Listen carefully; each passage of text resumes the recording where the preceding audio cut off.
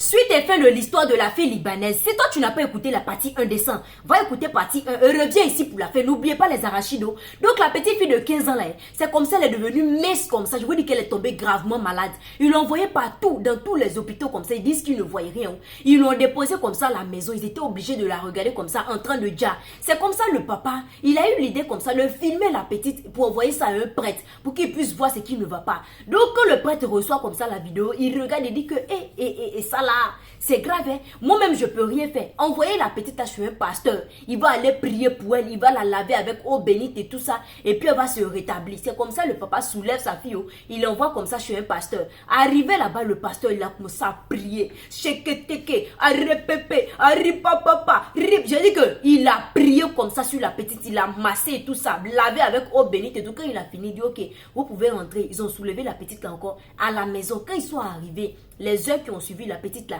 elle n'a pas survécu. Hey, je vous dis que la maman était désespérée. Pleurer, pleurer.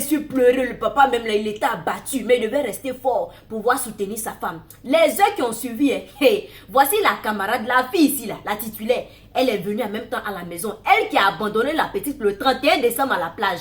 Elle est venue comme ça à la maison. Le jour du décès comme ça de sa camarade là. Pourtant les parents ne l'ont pas informé. Personne n'était informé. Mais ils n'avaient pas encore annoncé le décès de leur fille à quelqu'un. Elle est arrivée à la maison là. Je vous dis que elle a commencé à pleurer. Wow, ma camarade, wow, j'ai perdu ma camarade tout. Les parents étaient étonnés. Mais c'est là. Qui lui a dit, qui lui a dit quelque chose et puis depuis là, c'est aujourd'hui elle vient ici et tout ça, les parents étaient choqués mais ils n'ont pas voulu vraiment poser trop de questions et tout ça. Mais la maman elle avait mal, elle se disait que c'est là, elle a fait quelque chose à ma fille. Quand elle a fini de pleurer comme ça jusqu'à lui on dit bien, on va l'enterrer tel jour et tout, on va faire la veillée tel jour et tout ça. Donc si tu veux tu peux être présente. Elle dit il n'y a pas de souci, c'est comme ça, elle est rentrée. Quand elle est rentrée chez elle, elle est partie faire des posts comme ça sur les réseaux en disant qu'elle s'en fout des morts. Elle ne parle pas avec les morts. Les morts sont déjà morts. Elle est contente pour les gens qui sont déjà décédés et tout ça. La maman tombe comme ça sur les publications de la fille. Elle est choquée.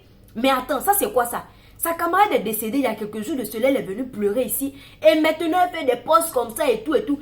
Elle regarde la date. Elle se rend compte que elle a fait les posts là même avant même le décès de sa camarade là. Comme si elle savait que sa camarade allait déjà. Ah, sa maman dit que celle-là, elle a quelque chose à voir avec le Djali de ma fille. Je suis sûre que celle-là, elle a quelque chose à voir. Elle est partie parler de ça à son mari. Son mari dit, oh, que tu racontes n'importe quoi et tout ça. Elle n'a rien à voir. Elle dit, non, je sens ça, hein. D'abord, elle a donné un bracelet à ma fille. Et puis après, elle a fait des posts et tout. Les jours qui ont suivi, en même temps, ma fille a déjà. Et le même jour, tu vois pas comme ça qu'elle est venue à la maison pour venir pleurer. Alors qu'on ne l'a pas informé, rien. Elle ne venait plus à la maison aussi. Son mari dit, oh, faut laisser tomber et tout ça. Laisse. Elle a dit qu'elle va venir la veille, non. On va voir ça. C'est comme ça, ils ont patienté jusqu'à le jour de la veillée.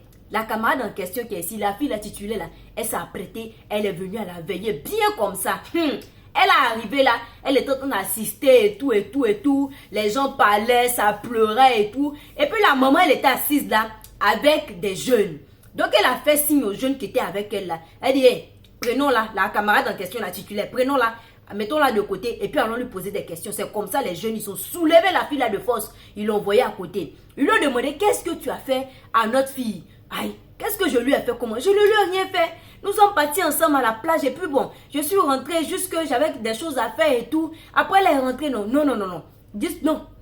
Tu lui as fait quelque chose. Tu lui as d'abord donné un bracelet maudit. Et puis après ça, maintenant, quand tu es rentré à la maison, tu as commencé à faire des posts bizarres, comme si tu savais qu'elle allait déjà. On ne t'a plus revu. Hein. C'est le jour elle a déjà là. Tu es venu quelques heures après à la maison, tu es en train de pleurer. Qui t'a informé? Hey, je dis qu'ils ont commencé à chauffer comme ça le derrière de la petite là. Ils ont commencé à la chauffer. Elle essayait de mentir. Je dis qu'ils l'ont mis là-bas. Guiche. Les jeunes là ne l'ont pas loupé. Elle a commencé à avouer maintenant que oui. Hey, elle a donné le bracelet maudit à la petite là pour pouvoir comme ça la déjà. Parce qu'elle a appris que la petite là sort avec son gars. Et elle s'est rapprochée d'elle, histoire d'être amie comme ça. Et depuis tout ce temps où elles étaient amies là, elle prenait les objets de la petite là, elle coupait ses cheveux, elle prend son slip, elle prend ses chaussures, elle va enterrer ça dans un cimetière.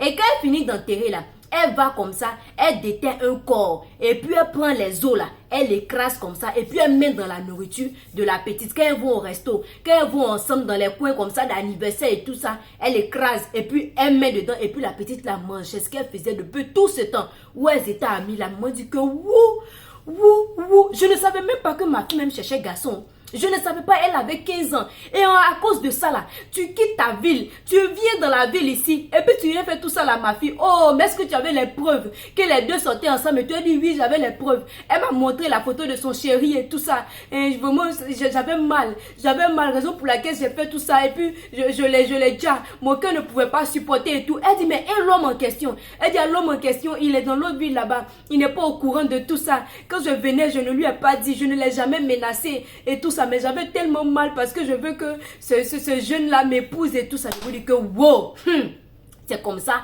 Ils ont bien gâté la fille. Ils lui ont donné des guiches. Ils ont appelé la police. On dit, oh, la police doit prendre la petite là pour partir. La police dit non. On ne peut pas prendre la petite pour partir. C'est une histoire mystique. Et dans ce pays-là, c'est pas comme si les trucs mystiques sont interdits. Non, ce n'est pas interdit.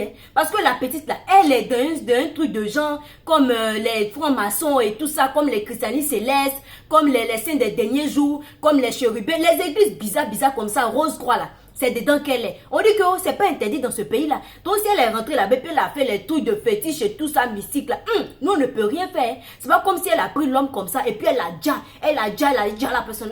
Elle n'a pas fait ça. C'est un truc mystique et ce n'est pas interdit dans ce pays-là. Donc si elle a fait ça, c'est resté comme ça. Est-ce que vous avez des preuves? C'est qu'elle a dit là même. Est-ce que vous avez des preuves et tout ça? La mère dit, mais c'est elle-même qui a avoué, non? Elle peut encore répéter et tout. La police dit non. On ne peut pas faire ça.